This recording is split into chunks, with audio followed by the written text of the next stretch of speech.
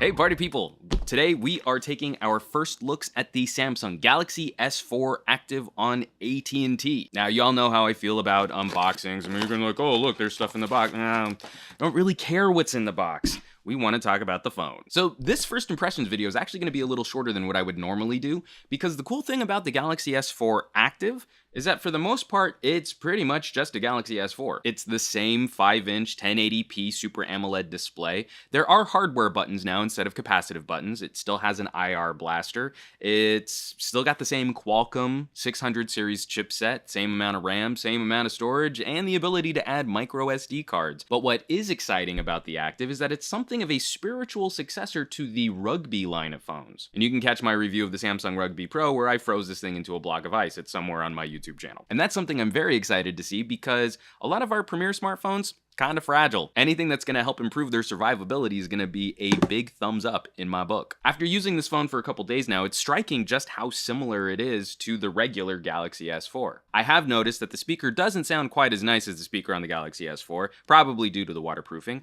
And then also the camera is a lower megapixel camera. It's an 8 megapixel camera, but don't worry about that. We'll be doing a full speaker test and video test once I've had a little more time to play with this device. Just as it feels in the hand, there's a little bit of extra weight. It's a little bit thicker, it's a little bit wider. This extra sort of metallic shell around the outside means that you won't be able to use regular Galaxy S4 cases with the Active. But honestly, I kind of dig that. It's one of the reasons why I like the HTC One so much, is that it feels a little heftier. It's a little bit more of a premium device in the hand. And compared to the plastic Galaxy S4, this one feels more substantial. You're going to put it in someone's hand and they're going to remark on how nice it feels. And all of the little design accents, like these little bolts in the corners and the metallic backplate and these rubber top and bottom edges, they all just serve to make this phone seem a little bit more ready for work, ready for an active lifestyle.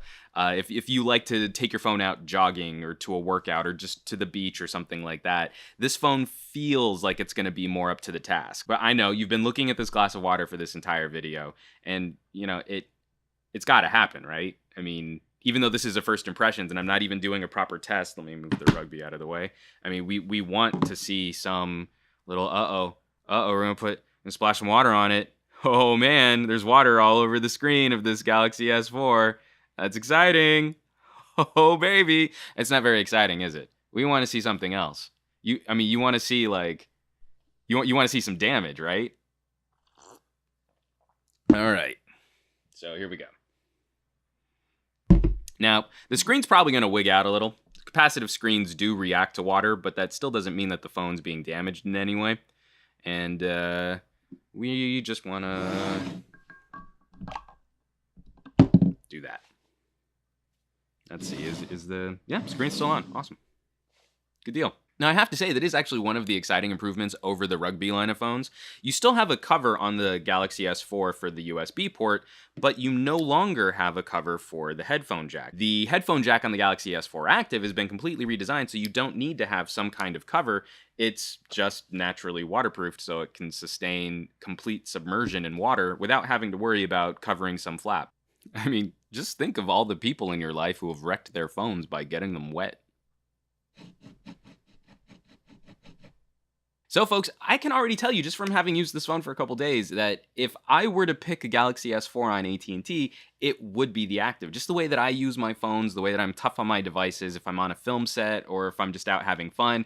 This is the kind of thing that I want. I carry around the Rugby regularly, even though it's not a premier device, solely because I don't want to have to worry about what would happen to it if it gets wet or if it gets dropped or something like that. We already have a benchmarking video out on the Galaxy S4 Active. We compare it to the Galaxy S4, the HTC One, and the LG Optimus G Pro. So go check that video out if you want to see how this sucker performs. And soon we'll have a video comparison on the Galaxy S4 because it does use a lower resolution camera than the regular Galaxy S4, and we'll be doing a speaker test as well, so definitely be on the lookout for those, and we'll have a full write-up on the Galaxy S4 Active on yourtechreport.com, gadget news and reviews for the rest of us.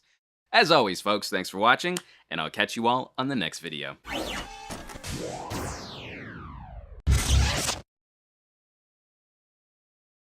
I mean, like, the cool thing is I could just leave this in here for like the next 20 minutes or so. I mean, it's good for like a half hour.